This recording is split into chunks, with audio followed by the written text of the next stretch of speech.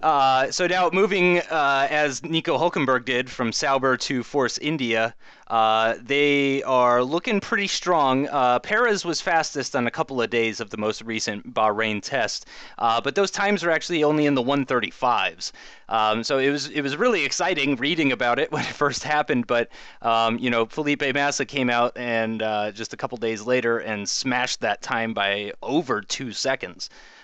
So what are we thinking here? Force India maybe will struggle in qualifying, but has good race pace and reliability. Yeah, something like that. I suspect. So I think they have both they have good drivers and good reliability, talented drivers, and with the Mercedes engine, I have to say, I would suspect they to be at the end of the year somewhere around fifth or sixth Yeah, in the constructors. I think the as Alex mentioned, I think in the previous Boxcast that they have been really investing in their factory and in yes. general in the team. So I'd be surprised if they don't do well. Yeah, absolutely. Absolutely. This is looking like a really good year for Force India. This is also looking like, I mean, I'm not a huge Force India fan. I can't go back very far, but certainly this seems like the best lineup they've had since I've been watching it. DeResta is good, but in my opinion, Perez and Hulkenberg are both better. Sutil was good, but in my opinion, Perez and Hulkenberg are both better. Mhm. So this is really looking like a really good year potentially for Force India. I think they were even quoted. Is it who's the head of Force India? Who's the A Vijay main Mallya. guy? Okay, okay. And who's the guy on the pit wall? I think he's British. I can't remember. Uh, Bob Fernley, something like that. I yeah, can't remember something. his Yeah. name. But yeah, I think he was quoted as saying that they were targeting fourth in the championship. I'm not 100% sure, but I think that's what they were targeting. I mean, you do want to target, something maybe a little bit higher than what you think you might actually be capable of. But yeah, I think you're right. It's going to be right in that area, fourth, fifth, sixth, something like that. Fourth at best. Yeah. I think that would actually require McLaren to not do very well because I don't think they're going to beat Mercedes. It's going to be really tough for them to beat Ferrari. It would take some serious reliability issues for them to beat Ferrari with the lineup that Ferrari has. Mercedes, I don't think they're going to beat. Yeah, but yeah, in that area certainly. Going into the Australian Grand Prix, I do think that Nico Hulkenberg will probably finish ahead of Perez. I'm a giant Perez fan, but obviously Nico is fantastic, and especially if it's going to be a wet weather type situation, I think Nico Hulkenberg has a good potential to shine. Yeah, I think so too. And in terms of mileage, they did just under 4,000 kilometers in the last test. Yep, So, and actually Perez did more laps than Hulkenberg. Oh no, that was for the whole test, the 4,000. That's for all tests. all right, yeah. And then for this last test, where did I lost Hulkenberg? Hulkenberg just managed just over 1,000 kilometers, with Perez getting 1,152 kilometers, actually the second most of the final test in Bahrain there, beaten only by Valtteri Bottas in the Williams with 1,200 kilometers. So yeah, looking reliable, looking quick. They were fastest on a couple of days. It's definitely looking good for Force India. I never expected to be a Force India fan, and here I am, March 2014, and I am seriously rooting for Force India this coming Sunday. Yeah, yeah. As I said earlier, I'd be surprised if they don't do well. Yeah, absolutely. I'm expecting at least one of them will finish in the points in Australia. Yeah. So All yeah, right. moving on a little quickly now. We're going to move on to McLaren. The big talking point with McLaren, of course, is Ron Dennis, who gave an interview with Craig Slater from Sky F1 recently, which I saw. I'm sure you saw it as well.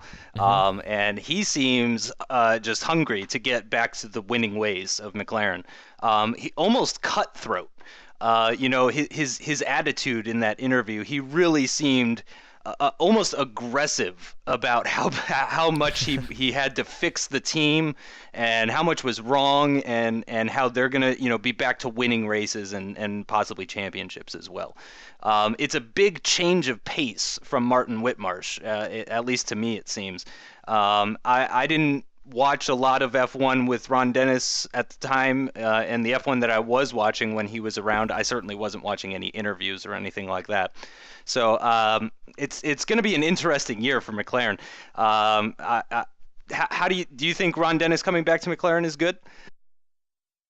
I don't know necessarily good, but I think that's gonna boost their performance probably, and he's gonna put the hammer down. That's for sure. And Yeah. I have to say one one side note. There was a picture someone posted in Twitter that they took like a selfie with what Martin Whitmarsh, and Yes. they were like, we found him. Then like half a day later, the picture was gone from Twitter. Oh, was it really? Yeah.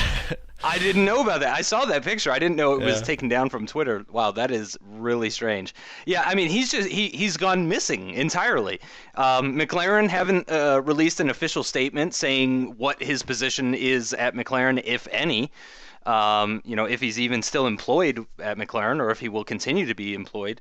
It's possible. I think Ron Dennis mentioned that they're performing negotiation with Martin or something like that. So Okay. I mean, something vague. I would imagine that. I mean, he's also. I'm pretty sure he's been, integral or in other parts of the company as well. He doesn't just do the F1 side of things, and I think that's part of what Ron Dennis was even criticizing about him, saying he was spreading himself too thin across multiple things that don't really matter, or at least don't matter in Ron Dennis's point of view.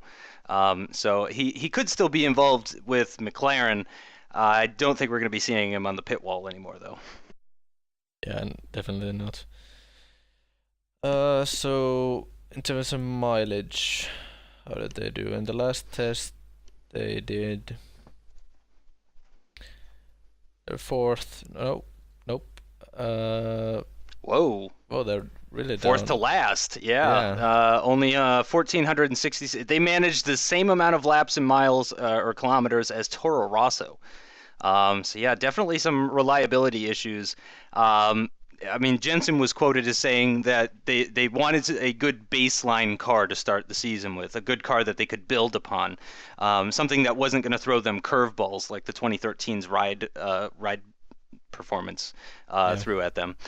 So they're trying to start the season stable is what it sounds like to me. Jensen Yeah, only did 74 laps in the last test. Yeah. Wow. Yeah. The only people that did less laps were the Lotus drivers of Grosjean and Maldonado. So yeah, Button really didn't manage very much in the final test there. It's gonna be tough for them. It's definitely not gonna be easy. They did kind of luck out with the Mercedes engine still. This is their final year with Mercedes, 2014, before they moved to Honda for 2015. But they seem to have lucked out in that they got the best engine supplier for 2014, or at least that's how it seems so far. And I don't know how much of a factor that butterfly suspension is gonna be. We don't know if there's gonna be a protest against that or for the Ferrari blast shield thing. That's Yep. a big talking point this week, I suspect. But yeah, I'd be surprised if they weren't stepping up from last year at least. Oh, did you And see there's a picture floating around on the internet. I posted it on Twitter earlier. Apparently the of the McLaren, livery. yeah, the McLaren seems to have a new livery, with a little bit more black in it and not quite as much silver. I'd be Um, surprised if when this comes out in YouTube that there isn't a full picture of the car in the final livery. So maybe you guys already know what the car looks like and we don't. Right, yeah, yeah. At this point, it's all very secretive.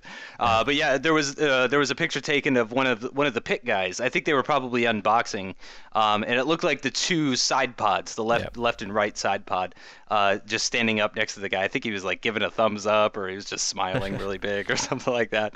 But yeah, it looks like there might be a new livery for the McLaren, which is good. The livery that they unveiled and that they ran with for the entire test was a little bit on the plain side. But then again, so was the Williams livery, and look what they've done with that. So wouldn't be surprised at all if it ends up looking really different. I think there was a lot of backing on the internet as well after that one artist altered the image of the new McLaren F1 car and made it look a lot better just by changing the paint. I'm wondering if maybe McLaren saw that and realized that they could just do that and make the car look a lot better. Yeah, I have to say, I wouldn't suspect any team to run with the with the type model on the rear wing at the full race. I never Good point. suspected that livery would be the final one, but Yeah. yeah, some black decorations on the side post at least. Yeah, absolutely. So it should look a little bit different, which will be nice. Now, so they're looking relative. I mean, McLaren's a tough one to judge. I think there's a few teams out there that are tougher to judge than others. I think Sauber's kind of one of them. McLaren is another one of them. Ferrari is another one where it's kind of hard to judge exactly where they're at car-wise. There were a few days where the McLaren was fastest, other days where it hardly ran, obviously. But going into Australia, I got to say, I feel pretty good for Jensen. He's got the Mercedes power plant. It's very likely to rain, and you got a whole bunch of rookies in the field. And Jensen is the most experienced F1 driver on the grid. It doesn't get more experienced than him. So it could be a really good opportunity for Jensen to get some points, possibly even a podium. I'm not necessarily thinking he's looking good for the race win, but I think he could be up there, especially because of the weather conditions. Yeah, that's true. I think in one of the interviews, I think he said that their race pace is still lacking. Yeah, yeah, I believe so. Yeah, I think that might be a little bit downplaying. Possibly. Jensen, I feel anyway, he's usually pretty easy to read as far as body language is concerned. You can generally tell when he's holding something back or something like that. And yeah, it could be. I mean, Ron Dennis is in charge. Ron is back, so it could all just be a publicity thing where they're just trying to downplay everything. But it's possible that they may actually be having a few issues. It wouldn't surprise me. Everyone's having a few issues here and there. But yeah, I'm thinking Jensen is going to be coming out ahead in the battle with his teammate for Australia specifically. Kevin Magnussen's a bit of a wild card at the moment. We all know how fast he can be, but everyone's got to see him in action really before they can make any solid predictions about him for the future. Yep. All right, I think that's enough for McLaren. So, what about Lotus?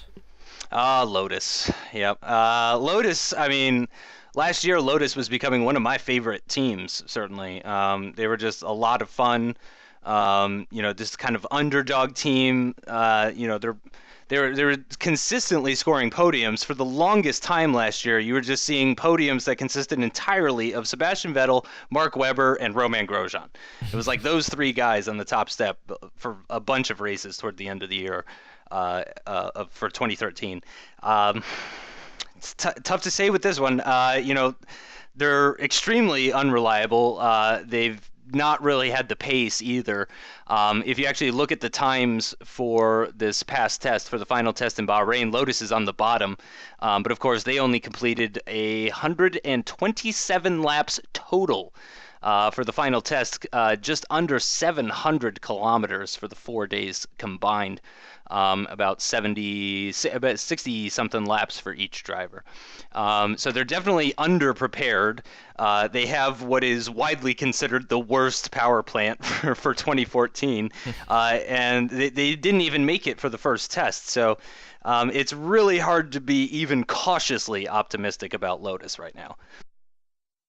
Yeah, I'd be surprised if they finish either of the cars, if they even finish the race. I'd be surprised. Yeah. Although they're saying that the aero numbers are looking really good. The twin tusk thing is Yes. working really good in the wind tunnel. So once Renault gets on top of their problems, I wouldn't be surprised if they would bounce back at the end of the season. But for the first race, not a chance. No. Yeah, not looking good for Australia at all. And even the Lotus last year, if you want to even compare the cars, they are super different. But the Lotus last year had trouble getting heat into the tires whenever it was wet. So I'm not sure if that's going to be a problem that they continue to have. The Pirellis aren't being changed massively for 2014, but there are slight changes to them. I don't remember now. I think it was supposed to be a little bit more durable and possibly take a little bit longer to warm up, right? Yeah, that's right. And well, generally they have to make the compound more durable, at least for the rear tires, because of all of the extra torque. Right. Yeah. Good point. Yeah. Significantly more torque, especially coming out of the low speed corners. So yeah, all those things combined, just really not looking great for Lotus. They're terribly unreliable.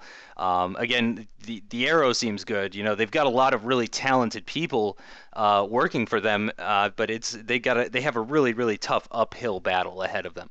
I have no doubt in my mind that they can do it. I think they'll be, getting points consistently towards the end of the season, as you were saying. I definitely think they're going to be right up there.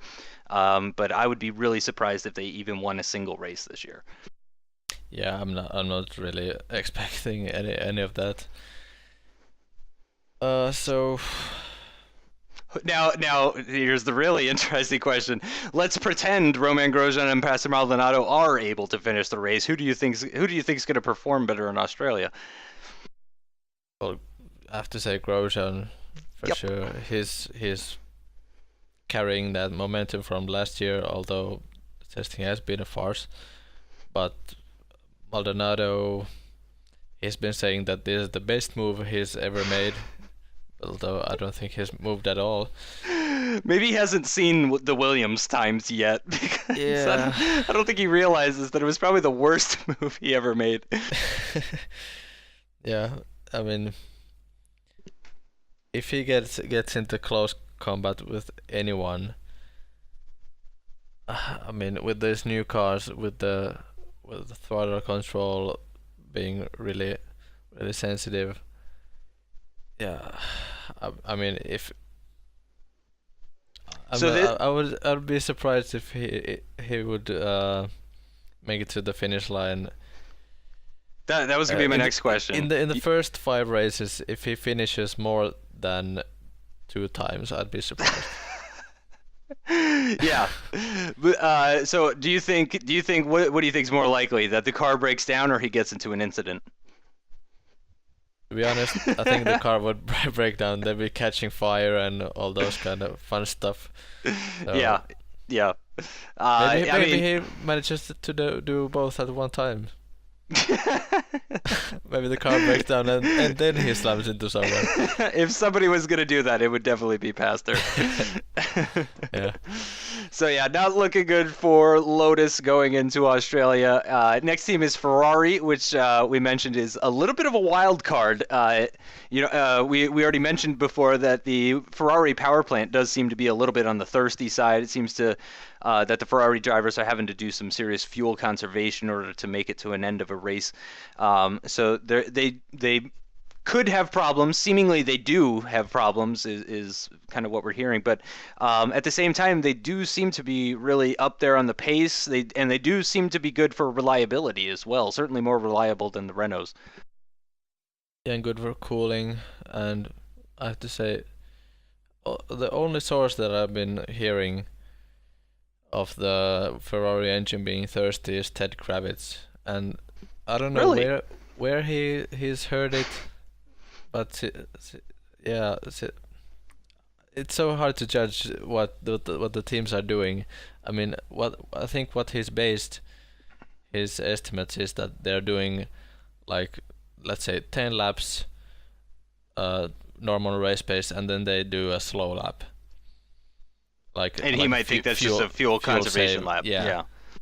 but that might be anything. As far as I'm concerned, there might be anything else than fuel saving.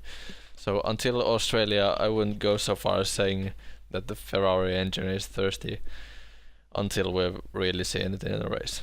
Yeah, absolutely. Or at the very least in practice, Yeah. we'll get a little bit better of an idea. Certainly, if some teams are going out in practice and doing 40 laps in a stint without a problem, and Ferrari can't seem to get past 30 or something, that could be an indication of fuel saving. And even if it is a little bit on the thirsty side, that's nothing compared to the reliability problems of other teams. Mm. Let's say, for the sake of argument, it is a thirsty car. That's still pretty much going to guarantee them points. Just by just by finishing the race. Who cares? If you have to do some fuel saving, as long as you're reliable and relatively quick. Certainly, they have an amazing lineup, no doubt about that. Kimi and Fernando, fire and ice, probably the most interesting lineup for a really long time, since Hamilton joined Rosberg, I think. It's going to be an interesting season, definitely. And I mean, they're probably the two best drivers to try and reclaim Ferrari's former glory. Yeah, um, not sure if they'll be able to be able to win the first race. I'd be surprised if they did. Yes, I would be too. Yeah, but on the podium, maybe. Yeah. Yes, yeah. I see that as a definite possibility, especially with the experience of both drivers.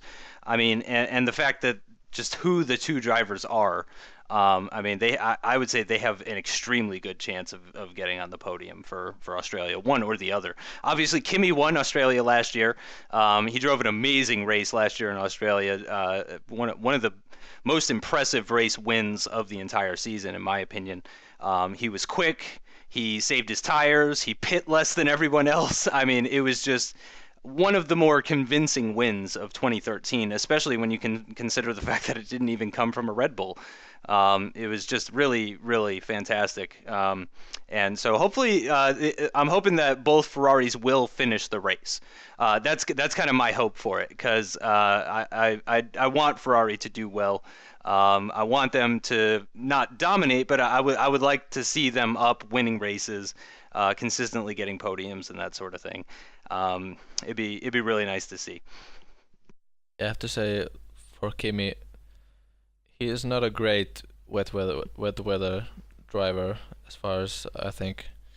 I mean, there's no doubt that he's got massive talent as far as car control, but being quick in wets, he's not proven that to be like his characteristic in his driving style. Right. That he's there's I don't think anyone is saying that Kim is a great wet weather driver compared to, I'd say, Vettel is very good. Hmm. Um, Button. yeah, Button's at really least good. in changing conditions, Yep. especially Button is very good.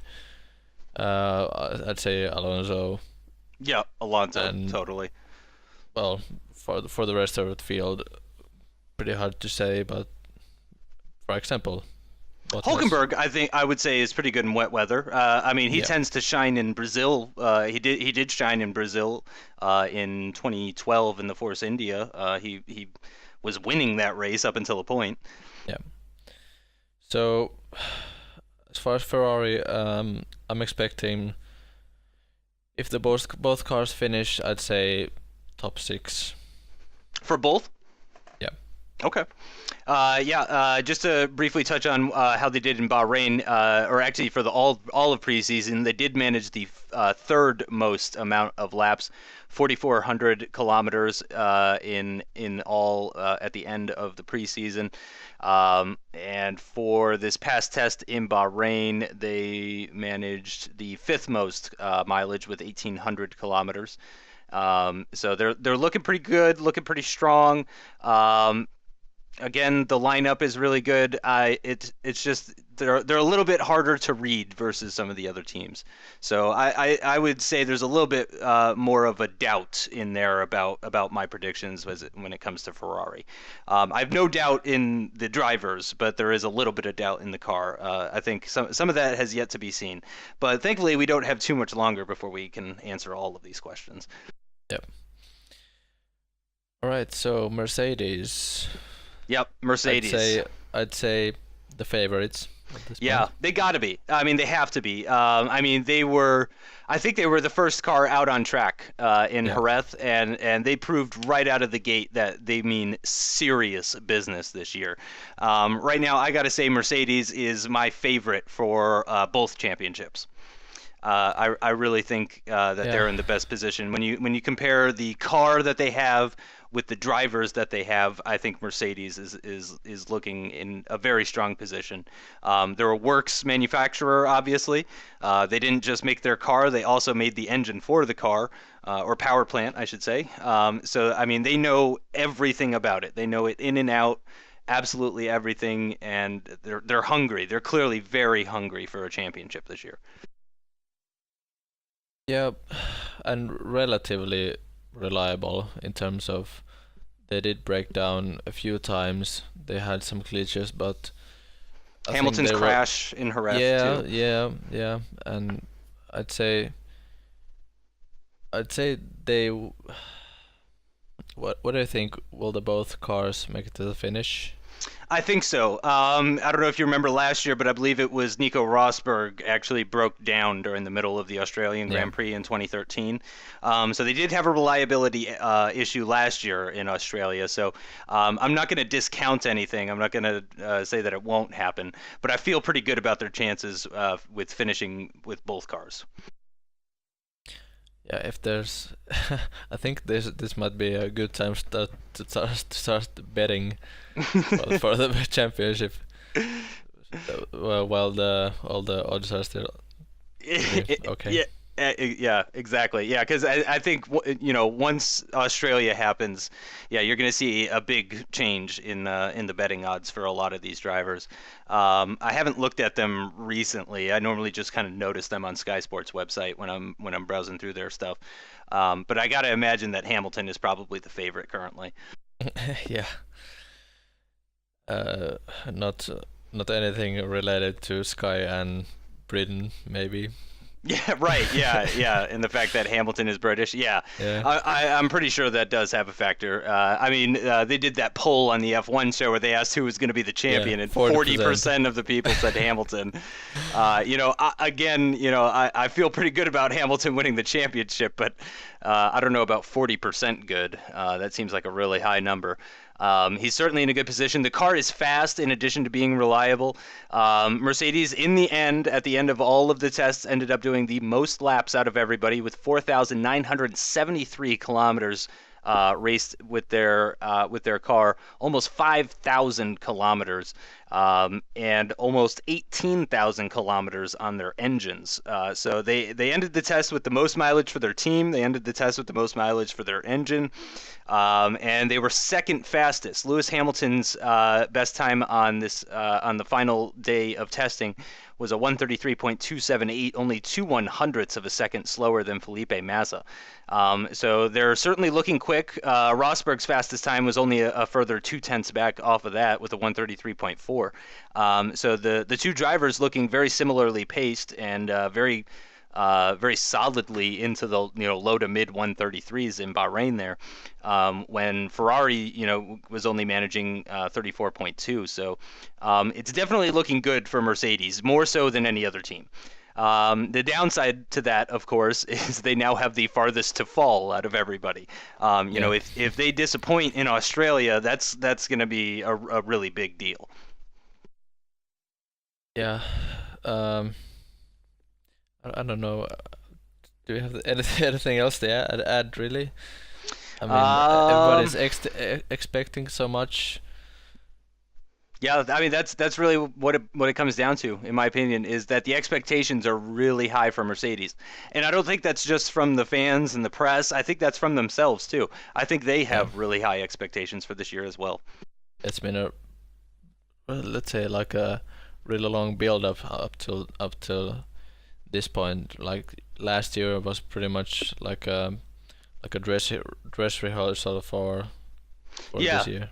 absolutely. Yeah, yeah. I mean, they went into 2013. I remember specifically, Hamilton said, "Don't expect race wins," and they did win races. In the end, they won 3 races, I think, overall Yeah. total. So I mean, they will most likely perform well. I can't see them being outside the top 3 or 4 teams, honestly. Yeah, and if they are, it's gonna be a huge disappointment for them, I'd say. Absolutely. I got to say though, really impressive what they've done without Ross Brawn. I was expecting that them losing Ross Brawn was going to be a big deal, and I mean we haven't actually gone racing yet, but so far everything seems to be running really smoothly for them. Yeah, this might be a really good time for some really wild prediction that by yeah, I'll make a prediction just to make one. Uh, Lay it on me. Hamilton, yeah, Hamilton and Rosberg are gonna have a not necessarily a fight, but like the same type of radio clash Hmm. that they had in Malaysia at some point during the first 6 races. For 6 races? Okay. Yeah, I mean, I don't like team orders early in the season. I understand team orders, especially when the championship is on the line. But yeah, I really didn't like the team orders last year. I understand that they wanted to finish the race. They were worried, and Lewis was being told to dial his engine back and all that kind of stuff. But it's just really unfortunate seeing team orders in the first, second, third race of the season. But yeah, I can totally see that. I think Nico is just about at his breaking point. Before he is really tired of being a number two driver. I don't see him as a number two driver. I kind of see Mercedes as I see Ferrari, as them being equal. Yes, I might think Hamilton has a little bit of an edge over Rosberg currently, but I mean Hamilton is also very controlled by his emotions. It doesn't take much to happen in his life before he starts performing poorly and stuff like that. mm. Rosberg is typical German, just very focused, unfazed by things that are happening outside of the cockpit. Where Lewis seems to be a little bit more able to be swayed, into being a not quite as good driver when his emotions aren't right there with him. So I could see Rosberg outperforming Hamilton, but I think it depends more on Hamilton's performance rather than Rosberg's performance. Yeah, I think that's a fair estimate. Yeah. And I think since they're probably gonna be fighting for podiums almost every race, then that friction is gonna be the even more emphasized between them if Yeah. they're gonna be in close combat. So Yeah, I agree. I agree completely. Yeah, because when you get teammates that are close up like that, people start feeling entitled to things and stuff like that, and it can just get messy overall. So, looking yeah, good and for. same for Ferrari. Same for Ferrari, Yes, I think. yes, absolutely. Their drivers are a little bit more mature, though. Yeah, Just to play devil's advocate, Kimi and Alonso have been around longer in the sport. They're a little bit more mature. So I'd say they have less chance of that happening. But they could prove me wrong, and we'll see Hamilton and Rosberg get along just fine, while Kimi and Alonso end up bickering the entire season. So anything can happen, but I think of those two teams, I think we're more likely to see a little bit of the Mercedes interteam rivalry. yeah. But also I thought in for Ferrari. I think Alonso will play his little games on Kimi, and Kimi won't care. But I think if there's any bullshit from Ferrari, like any hints of Alonso being favored, then I think Kimi's gonna be pissed. Yes, absolutely, And absolutely. and he won't send his manager to No. say anything. It's gonna be directed from him. He's gonna just come up and punch someone in the face. Yeah. All right. Yeah, Last I team. could totally agree with that. By the way, to close that out. Yeah. So yeah, last team, Red Bull. Obviously, not a great test for them. This is probably the worst test that they've had, actually. They end up in the end, they only completed 990 kilometers for the final test of preseason, and for all of preseason combined, only 1,700 kilometers, which is, I mean, 1,700 kilometers is less than what Ferrari did just in the final test, and that's Mhm. what Red Bull did for all three tests. So they're definitely not in a good position. Some people, and I think even Red Bull have come out and said that people are being overcritical of them. Red Bull's kind of on the defensive now, saying that the press is being too harsh on them. But I mean, this is what happens when you win 4 championships in a row and then fail to complete even 2,000 kilometers in preseason testing. No one at Red Bull should be surprised by the response given by the press and the fans and all that sort of stuff, because clearly it's not off. Things are not going well. They've got holes cut into the bodywork as they're driving around the track, which aren't even legal. I don't even really understand how you can accurately get data when you have stuff like that on the car. So it's definitely not looking good. They've got an enormous budget. They got all the money in the world that they need to fix the problem. But it just seems to me that Adrian Newey maybe just went a little bit too aggressive with the packaging on this 2014 car. Yeah, for what I'm hearing, is that Red Bull is looking really good in high-speed corners, better than anyone. But if you look at their race pace, their one-lap pace, it's just it's not enough anymore that the high-speed corners are good, and even if the low-speed corners were good, but if they're going 20 kilometers an hour slower than the Mercedes teams in the straights, then I mean they're just Yeah, they gonna were be slowest, right? In the speed traps for preseason testing, they were the slowest by quite a gap, weren't they? yeah. As I said, I think 20 kilometers Really? slower. I think. That's how much? Wow. Yeah. Yeah, that's not good. Yeah, I think Alonso clocked something like I I don't think even remember, but I think it was 212 miles per hour. So gosh, like 330 360. something. I think it was like 330 something, 340 something. Okay, But yeah, it was faster than last year, if I'm not yeah, mistaken. yeah. Yeah. Certainly last year they would have had the bigger rear wing, they would have had the bigger front wing, so there would have been more aerodynamics on the car, which was probably for preventing it from hitting the same top speeds that we're seeing this year. But I mean, it's definitely a sign when the Red Bull is that far off. It's looking more like the Red Bull of 2012. 2013, it really seemed that the team mastered their problems with top speed. 2013, they had no problems with top speed. In fact, I think there were even a few races where they were topping the speed traps. So they really seemed to get on top of it last year, but this year it seems like they've kind of gone back to old patterns. And I mean, one of the first races of the season at China is one of those tracks where Red Bull has historically had some problems because of the really, really long straight in Sector 3. They just can't generate the top speed that the other teams can. So, yeah, I mean, things aren't looking good for them. Australia is not necessarily a track that Sebastian has done very well at historically either. I believe he's won there before, but it's not a place that he excels at. Really, he's not far ahead of anybody else on the track as far as Australia is concerned. So, it's going to be an uphill battle for them, I think, in this first race. Yeah, what do you think? Red Bull on the points in the first race? Yes, I think they'll be in the points. I'm not Okay. thinking a podium though. Yeah, me neither. I'm But also not expecting Ricciardo to finish ahead of Vettel, and I'm expecting some serious team orders, especially because it's his first year.